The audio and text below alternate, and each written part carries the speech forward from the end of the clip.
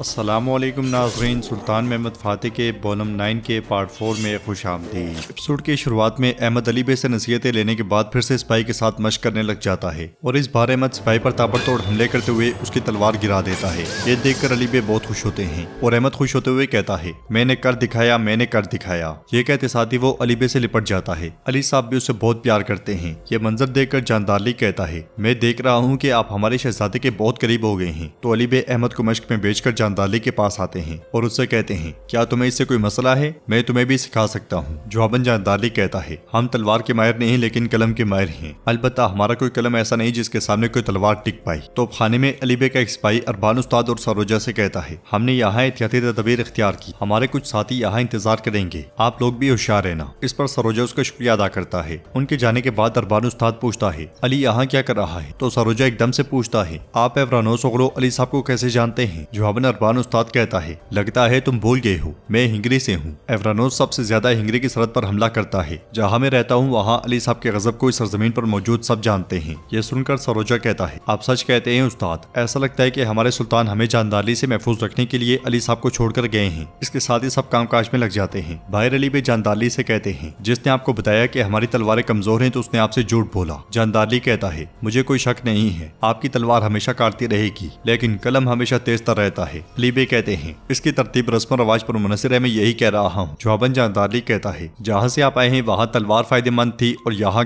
कलम। पायतख्त में एक निजाम है और हर चीज उसी के मुताबिक होनी चाहिए। यहाँ कायदे कानून पाए जाते हैं। अली साहब गुस्से से कहते हैं, अब बस कर दो, जहाँ से मैं आया हूँ वहाँ हर कोई मुख्तसर बोलता है। फिर जानदारी उनके सिपाहियों की जानिब इशारा करते हुए कहता है, मैं आपके अकंजी भाइयों की बात कर रहा हूँ जिन्हें आप अपने साथ लाए हैं। बेहतर होगा अगर आप इन्हें पुरसुकून रखें। जवाबन अली बे कहते हैं, अगर इन्हें पुरसुकून ही रहने दिया जाए तो बेहतर है। यह सुनकर जानदारी कहता है, फिर इन्हें सबक सिखा दो, इन्हें बता दो कि पायतख्त का निजाम और इंतजाम हमारे सुल्तान की जानिसरी फौज के जरिए महफूज है। तुमने अपने अकंजियों को हमारे सुल्तान के बनाए हुए तोपखाने में भेजा। अगर हमें इसके बारे में खबर होती तो हम वही करते जो जरूरी होता। तो अली बे कहते हैं, अगर तुमने वो किया होता जो जरूरी था तो हमारे सुल्तान मुझे यहाँ ना बुलाते। अब मेरी नजरों से दूर हो जाओ, मेरे साई के करीब भी मत आना। ये कहते साथ ही अली बे महल में चले जाते हैं। उधर हम देखते हैं कि बाली साहब अपने साथियों के साथ मौजूद होते हैं। हमजा बे काफी परेशान दिखाई देते हैं। तो बाली बे उनसे कहते हैं, हमजा हम पैरी को जिंदा लाएंगे, अपने आप को खतरे में मत डालो। तो हमजा बे कहते हैं, ठीक है हुजूर, फिर हमें बहुत ज्यादा फौजियों के साथ वहां नहीं जाना चाहिए। जवाबन बाली बे कहते हैं, सल्तोक को आने दो, हम उसके मुताबिक अपना मंसूबा बनाएंगे। इसलिए में एक सिपाही वहां आता है। उसके साथ सल्तोक को ना देकर हमजा बे पूछते हैं, सल्तोक किधर है? तो सिपाही कहता है, हुजूर वो भूखा है, वो जल्द आ जाएगा। जैसे आपने हुक्म दिया था हमने किले के दाखिली और खारजी रास्तों का पता लगा लिया है। हम 3 जगहों से अंदर जा सकते हैं, उनमें से एक नहर है लेकिन हम नहीं जानते कि वो कहाँ तक जाती है। दूसरे रास्ते पर एक पुरानी सुरंग है लेकिन ये रास्ता मुश्किल होगा।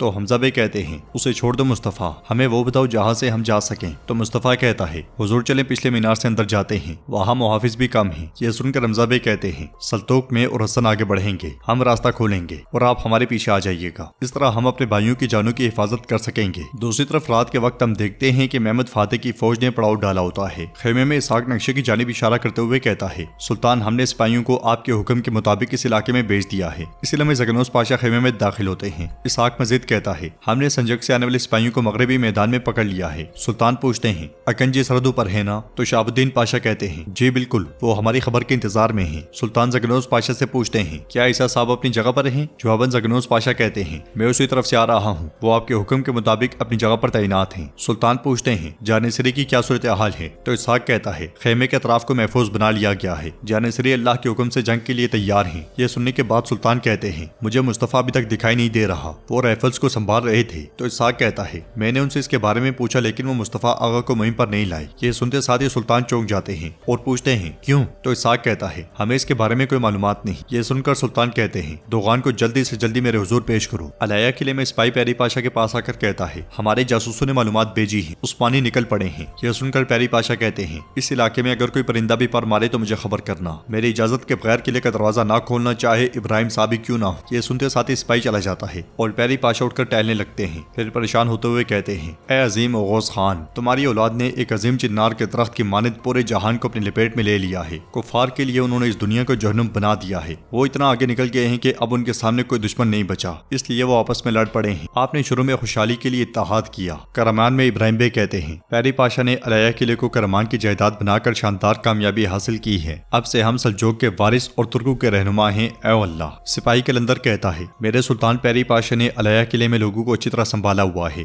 लोगों ने बगावत भी नहीं की, लेकिन बेशहर और अक्षर के लोगों ने सख्त मुजामत का मुजाहरा किया। ये जानने के बाद कि उस्मानी रियासत रास्ते में है, आयू ने अपने करीबी और दूसरे सूबों के कबाइल को बुलाया। मेरा खौफ यह है कि यह मुजामत एक इत्तेहाद का इशारा दे रही है जो हमारे खिलाफ होगा। यह सुनकर इब्राहिम भी परेशान होते हुए कहते हैं, अगर हम प्यारी पाशा को अक्षर और बेशहर भेजें तो क्या होगा? जवाबन कलंदर कहता है, मेरे सुल्तान अलाया की हिफाजत कौन करेगा? यह सुनते साथ ही इब्राहिम भी बहुत परेशान हो जाते हैं और फिर कहते हैं, मौलाना वली को खबर भेजो, वो महमद के पास हमारा इल्ची बनकर जाएगा। उसे कहना कि वो उसके सामने बिल्कुल भी ना डरे और हमारे इज़्म को जाहिर करे। उधर हम देखते हैं कि दोगान सुल्तान के सामने पेश होता है। सुल्तान पूछते हैं, मैंने सुना है कि सकलोस मंजनी की पेमाइश की गई है, लेकिन मुस्तफ़ा आगा जिन्हें मैंने ज़ाती तौर पर तफवीज़ किया था वो नहीं आई। यह सुनकर दोगान कहता है, हमने उसे पायतख्त में छोड़ दिया ताकि इस बात को यकीनी बनाया जा सके कि जानिसरी के नज़्म ज़ब्त में कोई खलल ना पड़े। सुल्तान उठकर गुस्से में आगे बढ़ते हुए कहते हैं, दोगान आगा ये कोई वजात नहीं है। तुम उस आगा को नहीं लाए जिसे मैंने तफवीज़ किया था। आज़ादाना तौर पर काम करना तुम्हारी आदत बन गई है। तो दोगान कहता है, मेरे सुल्तान, आप महल में उसके मामलात को संभालते हैं और हम जानिसरी में उसके निज़ाम को संभालते हैं। सुल्तान गरजते हुए कहते हैं, क्या तुम महल के निज़ाम को अपने बराबर समझते हो? मगर दोगान कहता है, मेरे सुल्तान, आप जानते हैं कि जो चीज सबको मुस्तहकम रखे हुए है वो जानिसरी है। वहाँ निज़ाम को बरकरार रखना बहुत जरूरी है। सुल्तान कहते हैं, दोगान, तुम आग से खेल रहे हो। राख में बदलने से पहले अपने आप को संभाल लो और निकल जाओ यहाँ से। यह सुनते साथ ही दोगान पलट जाता है।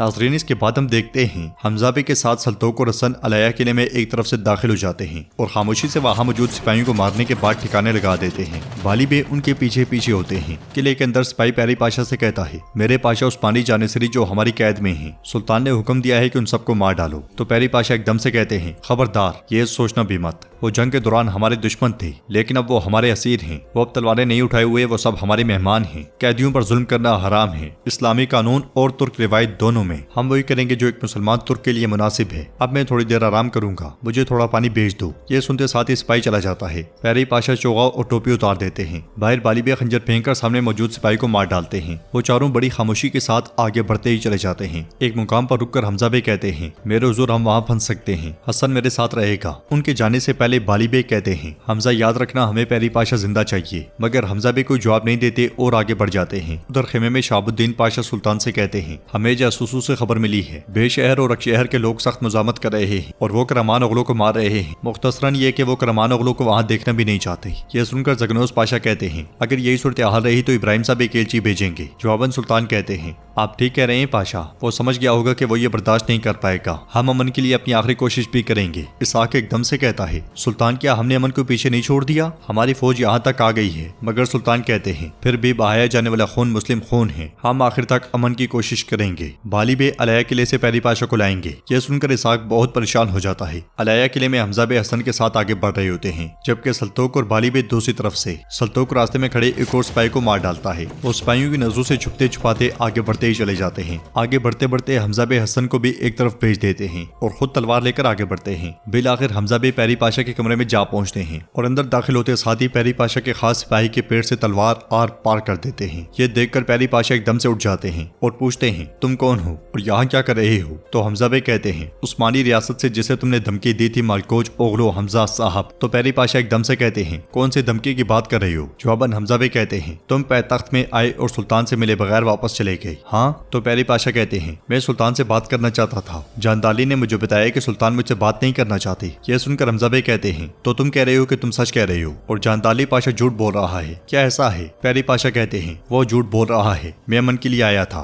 उसने मुझे अंदर नहीं जाने दिया। मुझे सुल्तान महमद के पास ले चलो ताकि मैं उन्हें सब कुछ बता सकूं। यह सुनकर हमजा बे कहते हैं, ठीक है, फिर तैयार हो जाओ। ये कहते साथ ही वो तलवार म्यान में डाल देते हैं। उन्हें देखते हुए प्यारी पाशा भी अपनी तलवार रख देते हैं और चोगा पहनने के बाद जैसे ही पलटते हैं, हमजा तलवार उनके पेट में गोंप देता है। प्यारी पाशा तड़पते हुए जमीन पर गिर जाते हैं और हमजा कहता है, जानदाली पाशा कभी झूठ नहीं बोल सकता। तो नाज़रीन, आखिर क्यों जानदाली इतना ज्यादा ताकतवर है, ये मंजर देखकर आप समझ गए होंगे। जानिसरी से लेकर अकंजी फौज तक उसके आदमी मौजूद हैं और हमजा बे, जिन्हें हम काफी ज्यादा वफादार समझते हैं बाली बे के, वो भी जानदाली का जासूस निकला है, यानी कि गद्दार। कुछ देर के बाद बाली बे हसन और सल्तोक के साथ वहाँ पहुँचते हैं और ये मंजर देखकर हक्के बक्के रह जाते हैं। वो गुस्से में पूछते हैं, हमजा ये क्या किया? तो हमजा झूठ बोलते हुए कहता है, मेरे हुजूर इसने मुझ पर हमला किया, मुझे ये करना पड़ा। महमद फातेह की उम्मीदों पर पूरा ना उतरने की वजह से बाली बे बहुत परेशान दिखाई देते हैं और पैरी पाशा जैसा बेहतरीन इंसान भी जानदारली की वजह से मारा गया है। इस एपिसोड के मुतालिक नाज़रीन आपकी क्या राय है?